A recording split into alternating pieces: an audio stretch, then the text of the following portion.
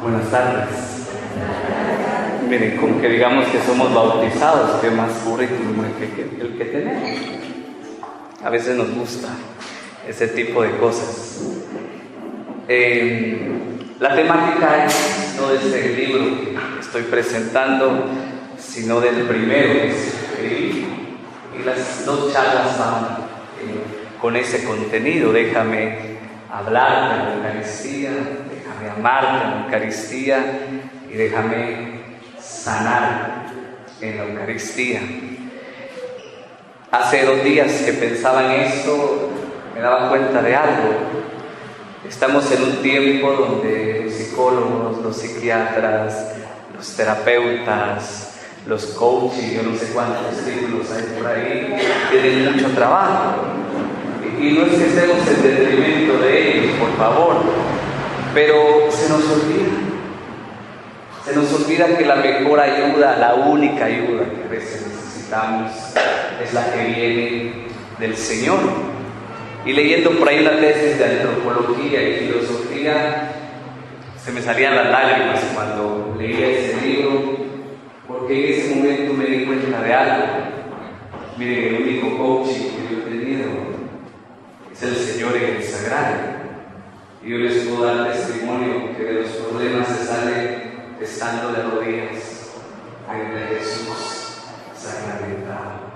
Así que si usted necesita un buen terapeuta, le doy el número de teléfono. Si lo quiere apuntar, no cobra, puede llegar a cualquier hora que usted quiera. Es gratis. Lo va a escuchar de lo que usted quiere, ¿verdad? Jeremías, en el capítulo 33, en el verso 3 dice: llámame y te responderé, te mostraré cosas grandes que ni siquiera tú te imaginas. A veces solo hay que llamar al Señor, pero hay que aprender algo que en esta era de las comunicaciones hemos perdido. Hay que aprender a escuchar. Estamos en la era de las comunicaciones, pero no sabemos comunicarnos. Yo no sé si usted tiene Facebook, WhatsApp, Telegram, ¿qué más hay? No sé qué tiene usted, pero tenemos tantas cosas. Y lo que menos sabemos es comunicarnos. El poder de la comunicación radica en saber escuchar. Ahí está la verdadera comunicación. Cuando uno sabe escuchar. Si no sabemos escuchar al que tenemos a la par, ¿cómo pretendemos poder escuchar al Señor? Estamos en una era de profetas, carismáticos, gurús, etcétera, etcétera. Creo en los dones, creo en los carismas, creo que el Señor habla, pero se nos olvida. El Señor ya habló de una vez para siempre. De una vez para siempre. La palabra suscitada en el Evangelio de Juan. Y San Juan de la Cruz decía: en Jesús ya nos ha dicho Dios todo lo que tenía que decirnos. Y cuando San Juan de la Cruz dice que en Jesús Dios ya me dijo todo lo que tenía que decirme, el mismo santo dice, si me equivoco, allá está una hija de San Juan de la Cruz. Miren, tenemos una carmelita de clausura con nosotros, otro regalo. Ese sí es un don del Señor, que haya salido del Carmelo, es una gracia de Dios. Marcela, gracias. Marcela salió de nuestro grupo, hizo sus votos perpetuos el año pasado, ¿verdad? Así que es un fruto de nuestra escuela y está aquí con nosotros.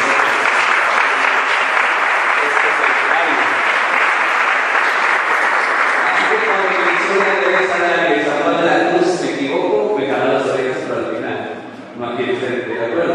Entonces el santo decía: si algo digo todo en Jesús, es una osadía andar queriendo saber algo más del Señor. Pero como Dios es tan bueno y tan misericordioso y quiere tanto a sus criaturas, siempre busca las formas de hablar y de comunicarse. El libro de Hebreos, en el capítulo 1, los versos del 1 al 4, el autor de Hebreos dice estas palabras: muchas veces y de muchas maneras habló Dios en el pasado a nuestros padres por medio de los profetas.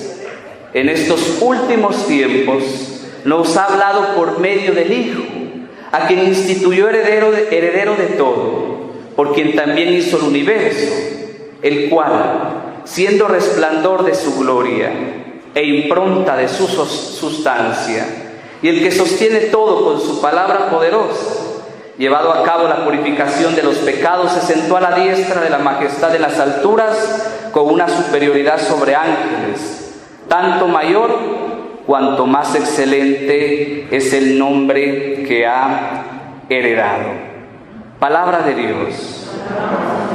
Como nos ha hablado en estos últimos tiempos, dice el autor, por medio de su Hijo. Y aquí viene la primera pregunta de fe. ¿Usted cree que realmente Jesús está en el Santísimo Sacramento del altar? Si no cree, no se preocupe. No se preocupe. Pero pregúntese si cree. Pregúntese lo que. Esto no es una cuestión de razón. Esto es una cuestión de corazón. Esto no es algo que se entienda con la mente.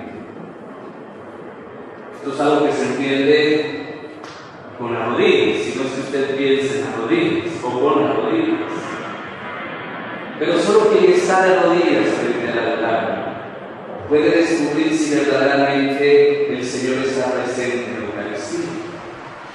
Yo no le voy a enseñar a tener fe porque yo no le puedo transmitir la fe. Yo no lo voy a convencer para que crea porque yo no puedo hacer eso. Eso solo lo hace el Espíritu Santo.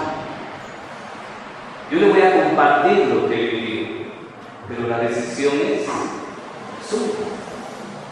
Queremos que Dios lo sabe. Queremos escuchar la voz de Dios. Y la Iglesia Católica nos presenta dos formas de escuchar la voz de Dios. La primera de ellas está en la Sagrada Escritura.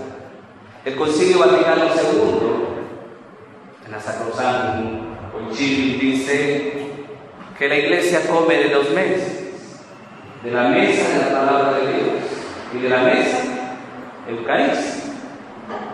O sea que cuando usted se acerca a la Eucaristía, usted se lleva un doble banquete, porque se lleva el banquete de la palabra revelada y se lleva el banquete de la palabra encarnada, que es la Eucaristía. Y el concilio se atreve a decir algo más fuerte. En la Iglesia Católica, desde el concilio, se veneran de la misma forma la Sagrada Escritura y la Sagrada Eucaristía. Y al decirnos eso, la Iglesia nos está diciendo algo grande. Las dos tienen el mismo valor. Y eso no significa que nosotros estemos venerando un libro, porque no somos la religión de un libro. Significa que estamos creyendo en la palabra que aquí está escrita. Así que las dos formas de escuchar a Dios en la Iglesia es la adoración eucarística y la meditación de la palabra de Dios. Yo sé que a usted le gusta leer la Biblia, ¿verdad que sí? ¿Sí o no? Sí. ¿Cuál cree, gracias, que es el mejor lugar para leer la Sagrada Escritura? Ante el Sagrario. El hermano Charles de Foucault mantenía la Biblia abierta frente al Sagrario, a los pies del Sagrario. El hermano Charles de Foucault decía que el mejor lugar para leer la Biblia era a los pies de Jesús. San Francisco de Asís decía que el que lee la Biblia está pidiendo consejo al mismo Cristo, y que conocer la Biblia es conocer a Dios.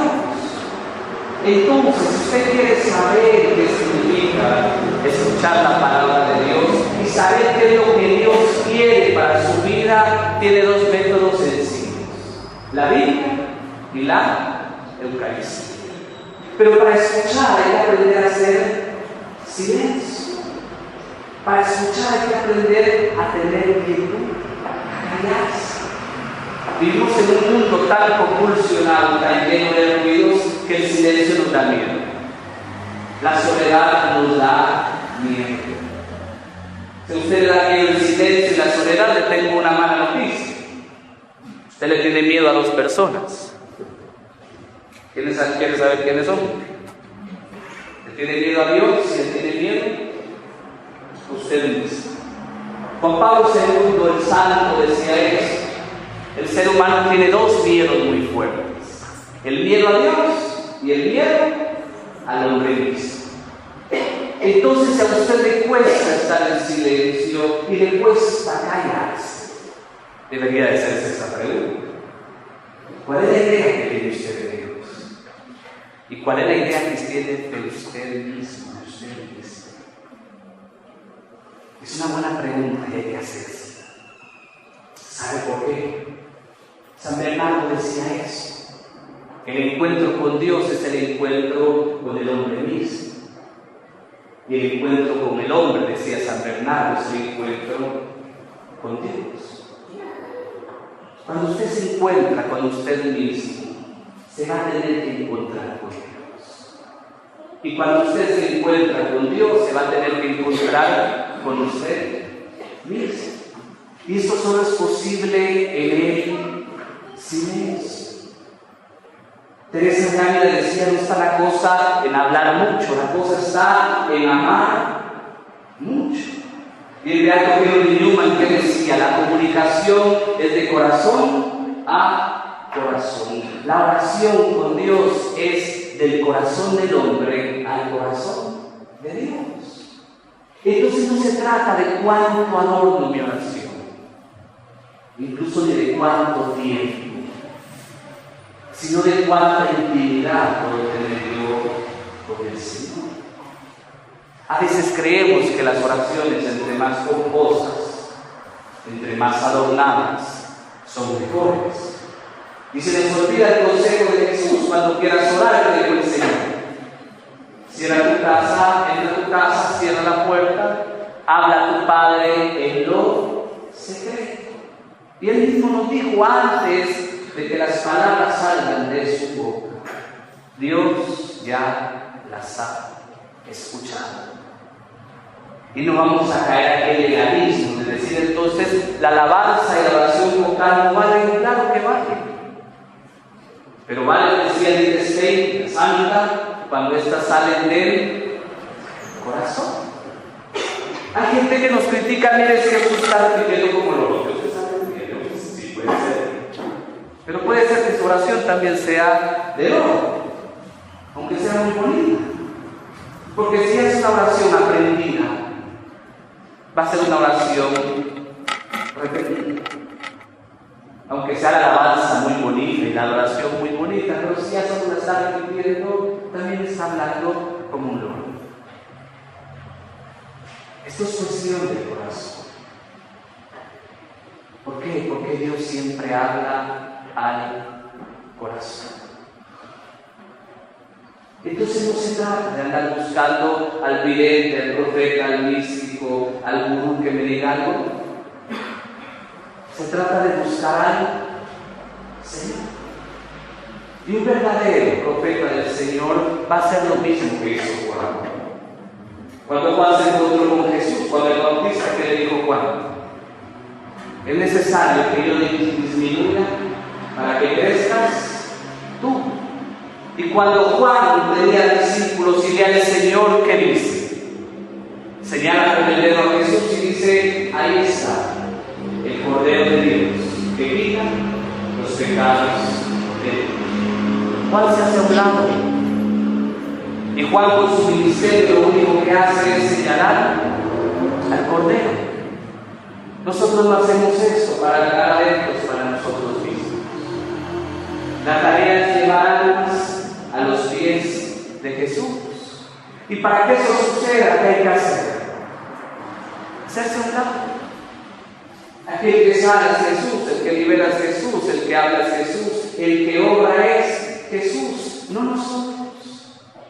Y Juan no tuvo miedo de quedarse sin discípulos, porque el mismo evangelista San Juan dice que cuando escuchó eso se fue detrás de Jesús y le hizo esta pregunta al Señor: Maestro, ¿dónde vives? Y la respuesta de Jesús fue: ven y verás. Juan no dice el día, pero sí dice la hora en que se encontró con Jesús, y él mismo cuenta que esa noche se quedó con él y jamás se separó de él. Ven y verás. Usted quiere ver cuál es el poder de Dios. Usted quiere ver cuál es la gloria de Dios en la Eucaristía, vaya. Y véalo por usted mismo. Vaya y descúbralo por usted mismo. Lo que pasa es que para escuchar hay que hacer el esfuerzo y a veces somos haraganes, seamos honestos.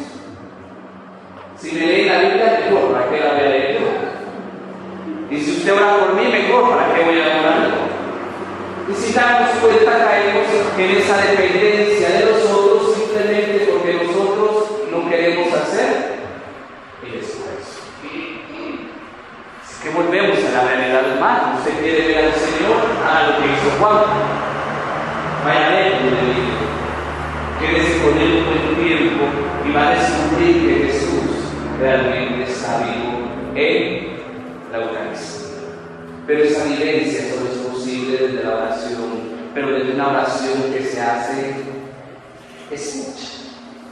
Yo voy a caminar rapidito con usted a través de la Biblia, si no nos da tiempo, no nos va a dar mucho tiempo, pero como usted tiene cara de inteligente y de gente bien profunda espiritualmente, yo le voy a las citas bíblicas. Y en su casa, cuando usted no vea la novela, va a agarrar su Biblia y va a leer estas citas bíblicas. Yo se las voy a ir parafaseando y usted va a ir entendiéndolas. La primera está en el libro del Éxodo, el capítulo 33.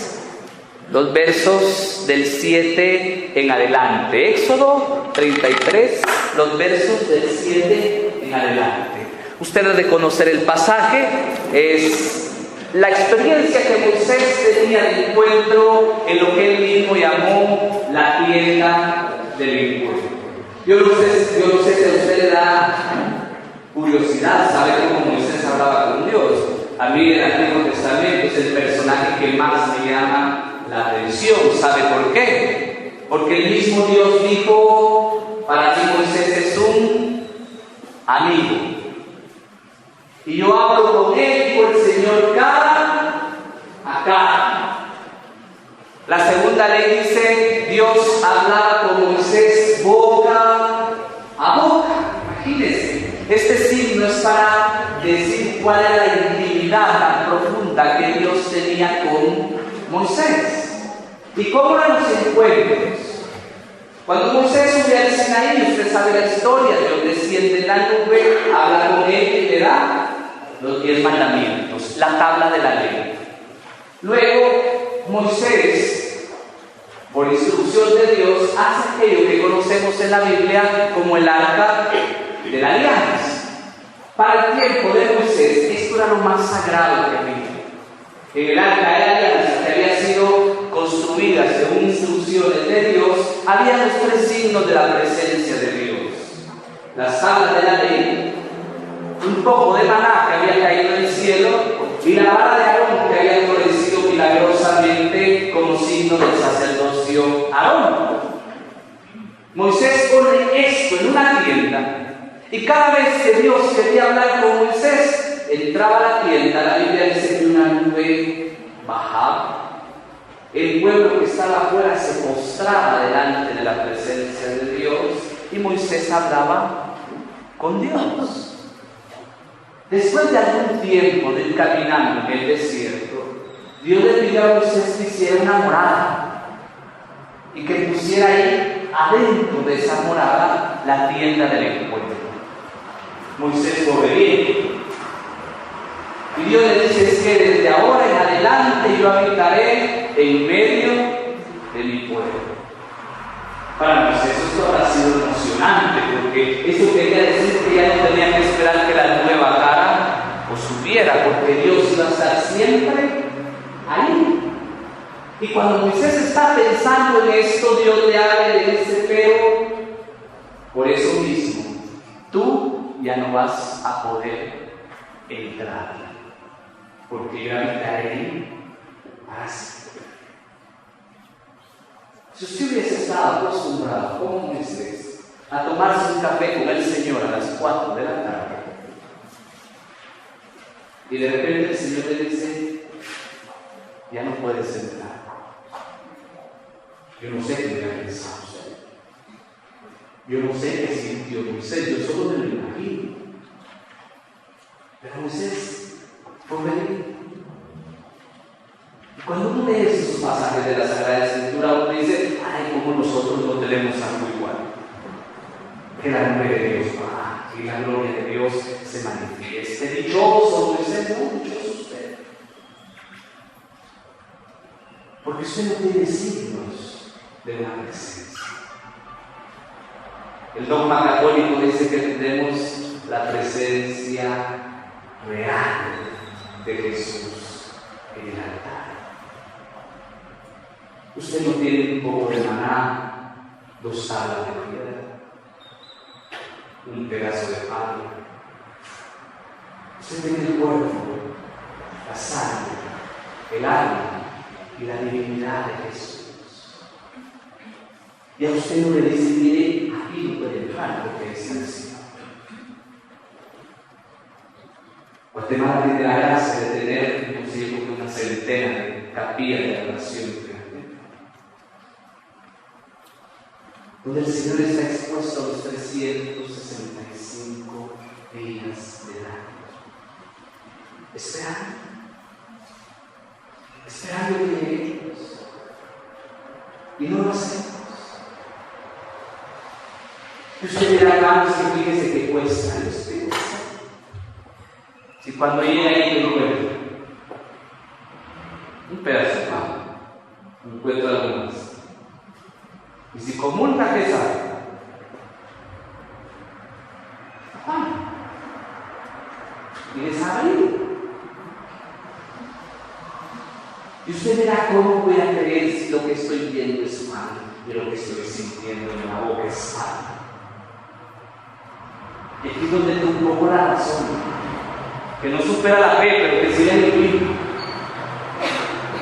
Esas mismas preguntas se las hacían en la Edad Media y la gente empezó a decir eso de la Eucaristía, bueno, pues el Señor no está ahí. Estaba viendo Tomás de Aquino, así que le tocó una tarea bien difícil. Explicar un dogma que usted ha escuchado, que no importa si se lo sabe de memoria o si lo puede pronunciar, eso no de menos. La transubstanciación eucarística. Esto lo ha querido la Iglesia, sin dogmas. Pero había que dogmatizarlo, porque la gente ya no entendía y lo peor es que ya no creía. Y Tomás de Aquino explicó la transubstanciación con una filosofía sencilla que usted y yo la entendemos en 2 minutos. ¿Quiere oírlo? Ok. Todo en la materia tiene sustancia y accidentes, todo. Entonces, cuando la Iglesia habla de transubstanciación, está hablando de que se transforma la sustancia, no los accidentes. Sencillo, hay mesas de madera, pero no son árboles. La sustancia es madera. Los accidentes hicieron que eso sea ahora una mesa, pero sigue siendo madera. ¿Qué pasa en la Eucaristía? ¿Qué pasa en la consagración? Lo que cambia es la sustancia del pan y del vino, por la sustancia del cuerpo y la sangre del Señor. ¿Pero qué permanece? Los accidentes del pan y del vino. Sabor a pan, color de pan, forma de pan, color de pan, color de vino, forma de vino, color de vino, olor a vino. Los accidentes permanecen. Lo que ha cambiado es la sustancia. Es una gran sustanciación. Hay una explicación filosófica para eso.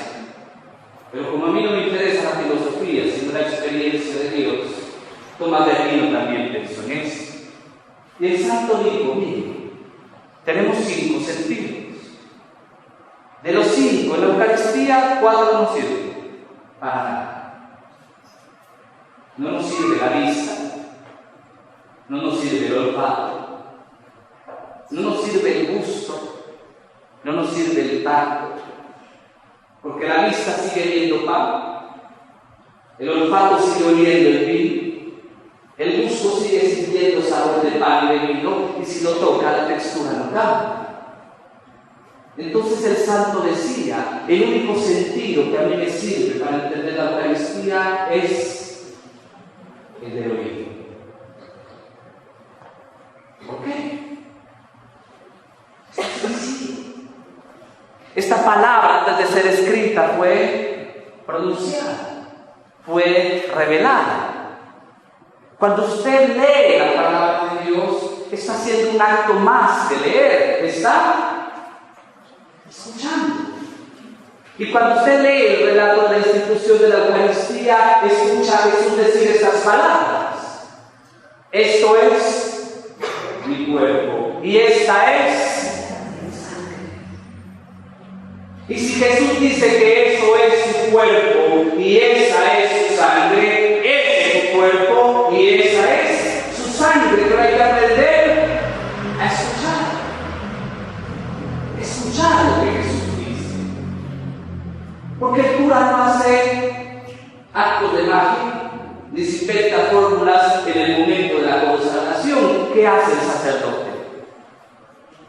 Volver a pronunciar las mismas palabras que Jesús dijo hace 2000 años. ¿Por qué? La acción creadora de Dios tiene dos elementos: palabra y espíritu. Y dijo Dios: hágase la luz, y se hizo la luz, por la fuerza de la palabra y por el poder del Espíritu Santo.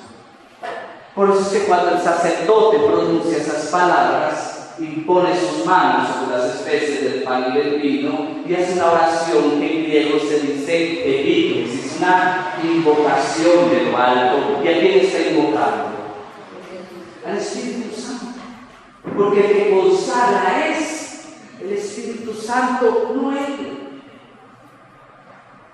Está de moda el pobre Espíritu Santo, ¿verdad? Le digo pobre porque no lo conocíamos y ahora lo desfiguramos. Hoy anuncia al Espíritu Santo como quien anuncia un tigre de Ricardo. Venga, noche gloriosa, el Espíritu se va a derramar en la gente, ¿verdad? Venga acá, pida ver avivamiento y allá vamos corriendo todos.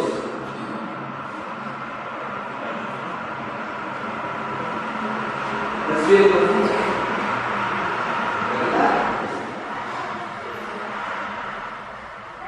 Dice el salmista: Señor, si tú retiras de mí tu aliento, yo moriría. Ese aire que usted está respirando, la presencia del glorioso Espíritu de Dios. ¿Dónde mandamos? ¿Dónde?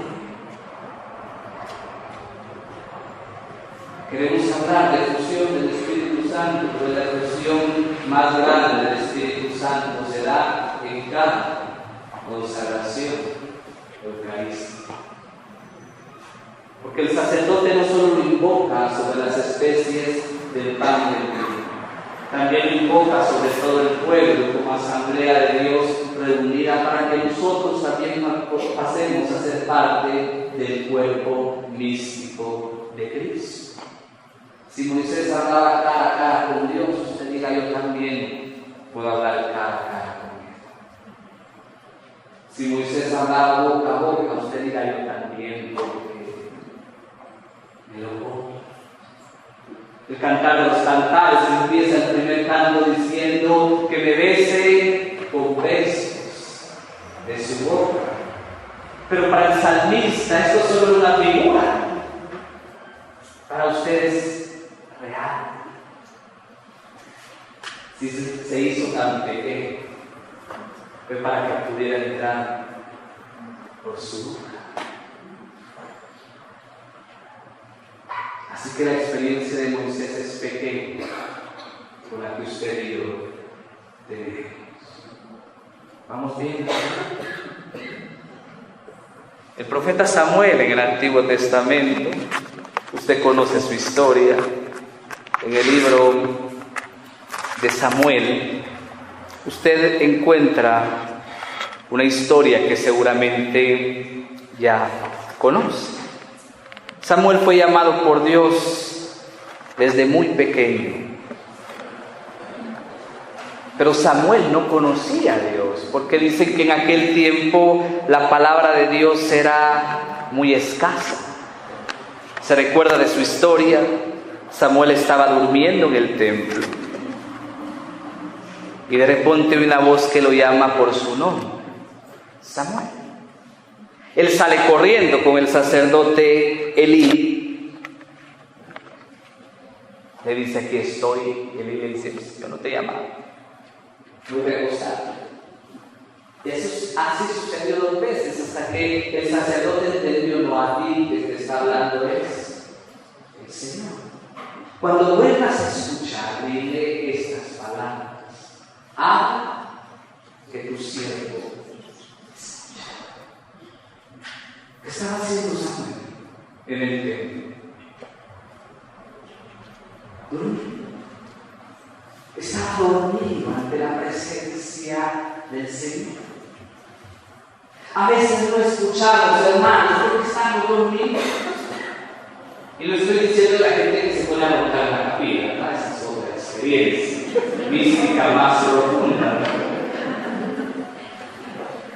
A ver si me equivoco. Ustedes decían que el niño Jesús se quería salir del convento por eso, porque era el tiempo en que se dormía la pobre en la capilla. Y dijo, yo ya no sirvo para esto. Así que el Señor ya le dice, te desejas. ¿Por qué? No sé si así le digo para hacerlo. Vaya a ver la historia original, pero de que no le estoy mintiendo, no le estoy mintiendo. Eso téngalo seguro. Y el Señor le recuerda algo a Teresita. Cuando era niña, Teresita le gustaba dormirse en las piernas de su papá. Entonces el Señor le dice, cuando tú te duermes en la capilla, piensa que es lo mismo. Estás durmiendo en las piernas de tu Señor. Y a Teresita eso le dio ánimo, siga adelante. Eso no quiere decir que usted esté con la almohada en la capilla, por favor. Cuando se va a dormir, aquí traigo la almohada. O a veces se va a dormir, pero es otra historia. Pensemos no en el sueño del cuerpo, pensemos en el sueño del alma que nos permite escuchar la voz del Señor. Estamos adormecidos. No le ponga cronómetro a la oración, no sirve. Mira, ahí estamos, pero la loca de la casa, ¿sabe qué es la loca de la casa? Esa de ahí le decía a la gente, la loca de la casa. Va el 2020, regresa a 1999, es una maravilla esta. Por eso no escuchamos, estamos durmiendo. Mire cuando yo era católico, si nunca fue. Este año sentía, y aquí como se siente. Vaya a ver al cine algo para ver cómo siente. Si llorar quiere como una novela, va a ver cómo llora. Eso no es cuestión de sentimiento. Si usted está construyendo una fe de sentimientos, le tengo una mala noticia, se está dirigiendo a un despeñadero. Esto no es para sentir, esto es para creer. Y el ejemplo en el Antiguo Testamento es Elías. ¿Conoce a Elías? Vamos a ir rapidito, le pido disculpas, pero si no, no abarcamos lo que yo quiero. Allá está en el primer libro de los Reyes, en el capítulo 17, Elías, el segundo profeta más grande del Antiguo Testamento, porque para los judíos Moisés es el primero, Elías es el segundo y los demás caricatura. Así es. ¿Por qué? Moisés, el fundador, recibió la ley de Dios y Elías salvó el culto a Yahvé. Para ellos son los 2 profetas más grandes. Elías es súper carismático. Oró y 3 años, 6 meses, no llovió. Hago una oración de esas y me viene a ayudar. Se fue a meter en una cueva y dice que los cuervos le llevaban comida. Elías es el primer profeta que resucita a un muerto.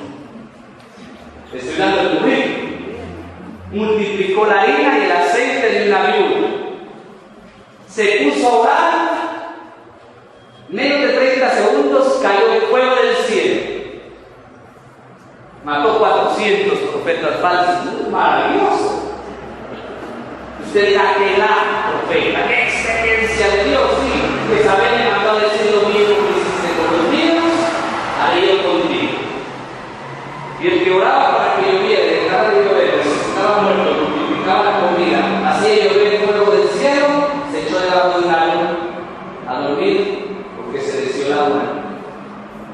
Hoy está de moda, deberíamos entrar en depresión, ¿verdad? Deprimido. Dios levanta un ángel y aparece uno de los arquetipos más antiguos de la Eucaristía en el Antiguo Testamento. El primero es el maná, y este es muy clásico porque el ángel lo despierta y Elías ve que en las piedras calientes del desierto hay una torta de pan cocido. El ángel le dice: levántate y come. Elías iba del Carmelo al Horeb. Cuando usted lea Horeb y Sinaí en la Biblia, es sobre el mismo monte. La Biblia está hablando del mismo lugar. Y el monte Horeb y el monte Sinaí lo que significan es el lugar de la presencia, el lugar del encuentro con Dios. Dice la Biblia que durante 40 días con sus noches Elías aguantó solo con ese pan que había comido. Y aquí viene la experiencia más profunda de Dios para Elías. El ángel del Señor le dice a Elías que se ponga a la entrada de la cueva y que cuando Dios pase, lo adore. Elías ve 3 fenómenos de la naturaleza que significan presencia de Dios, porque siempre que hay una manifestación de Dios, una teofanía de Dios en la Biblia, hay fuego, hay truenos, hay terremotos. Elías ve que viene un terremoto destruyendo todo y pasó de largo porque Dios no estaba. Viene un fuego que lo está devorando todo, que lo está quemando todo y pasó de largo porque Dios no estaba. Venía una tormenta botando todo a su paso y ahí tampoco estaba. Viene una brisa suave. Y Elías se cubre el rostro, porque Dios estaba en la mesa. Hermanos, principio de teología espiritual, Dios está en la experiencia, pero Dios no es la experiencia. Y a veces perdemos el norte y lo que andamos buscando son experiencias. Que tiemble, que haga el fuego, que aquí se caiga, que aquí griten, si no, no pasa nada. Y usted llega al sagrario y encuentra.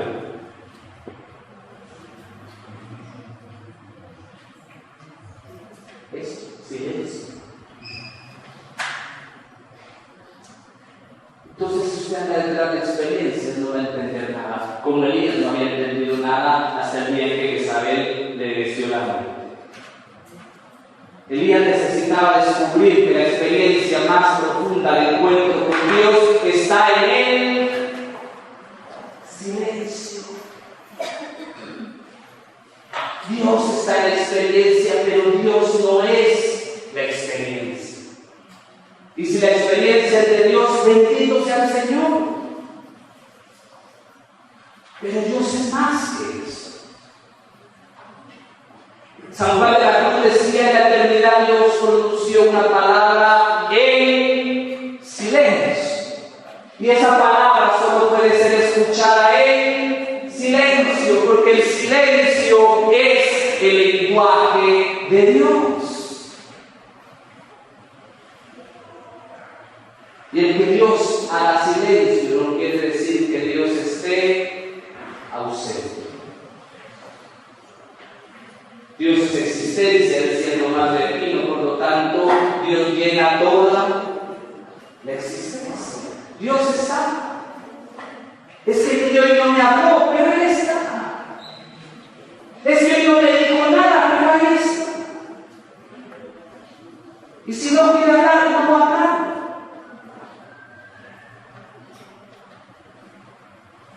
Por eso la fe más grande, la oración más grande es la que se vive cuando hay aridez, cuando hay silencio, cuando hay desierto. Y Dios a veces acostumbra a callarse mucho tiempo. Por lo menos la Biblia nos dice que los 2 ciclos más fuertes de silencio de Dios duraron 400 años. De los patriarcas a Moisés, 400 años. Y Y de Isaías a nuestro amigo Juan el Bautista, 400 años. Por eso Isaías cantaba aquel salmo: Dios, si volvieses a abrir los cielos, si volvieses a bajar y nosotros pudiéramos contemplar tu rostro y escuchar tu voz. Yo voy a explicar así de memoria de nuevo, ¿verdad? Tanto tiempo yo lo hago. Es que esto fue antes. Por eso les leí al autor de Hebreos al principio: en los últimos tiempos Dios nos ha hablado a través de su Hijo.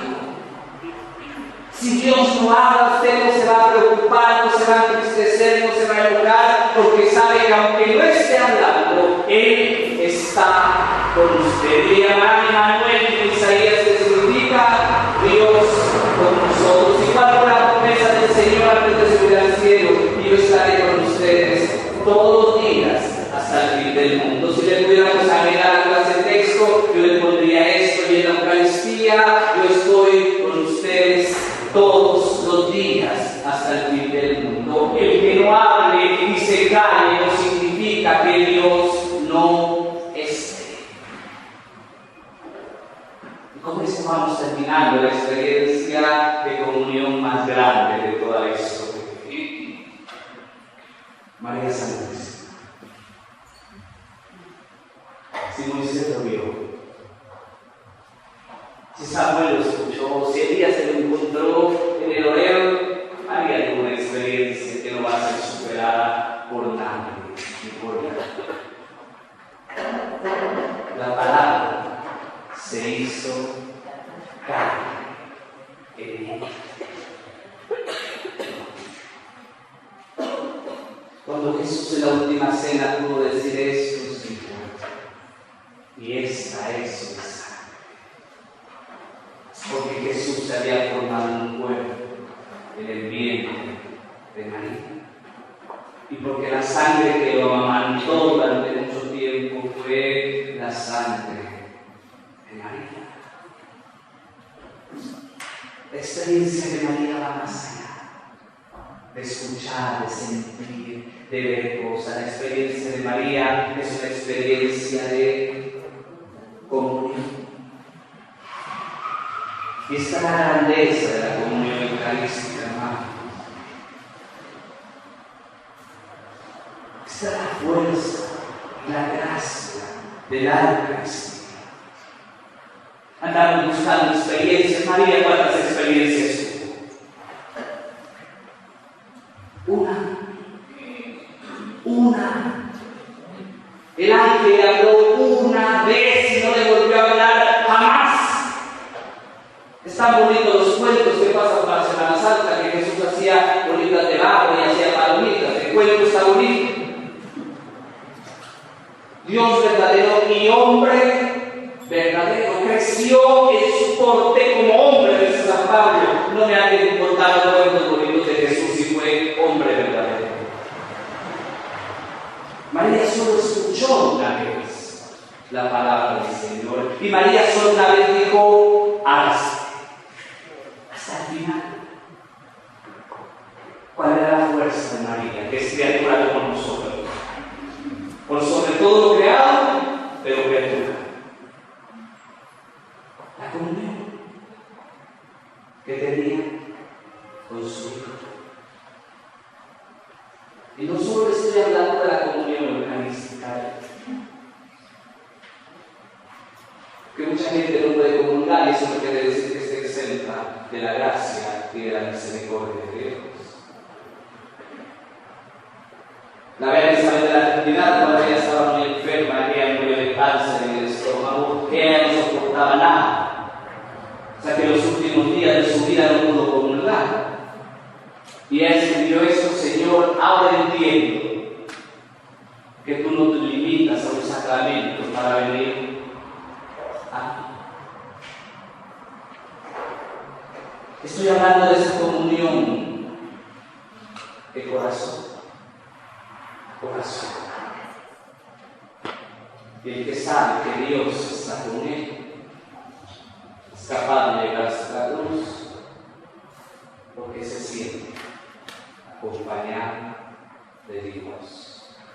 Hermanos,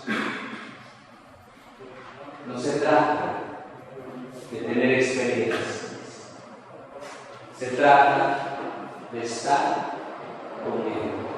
Si Dios se las da, bendito sea Dios, y si no se las da, bendito sea Dios. Como Elías, no busquemos la experiencia, busquemos a Dios de la experiencia. Y como María, no busquemos ver grandes cosas, busquemos lo más importante, estar con Él, Señor. Y para eso, solo hay que aprender a escuchar. Dios sigue hablando, Dios nos sigue hablando. Y la palabra más grande de Dios es su Hijo. Y si yo creo que su Hijo está en la Eucaristía, como Pedro puedo decir estas palabras: ¿a quién creo? Si solo tú tienes palabras de vida eterna y nosotros hemos creído que tú eres el Santo de Dios. Amén. Amén. Un aplauso al Señor, por favor.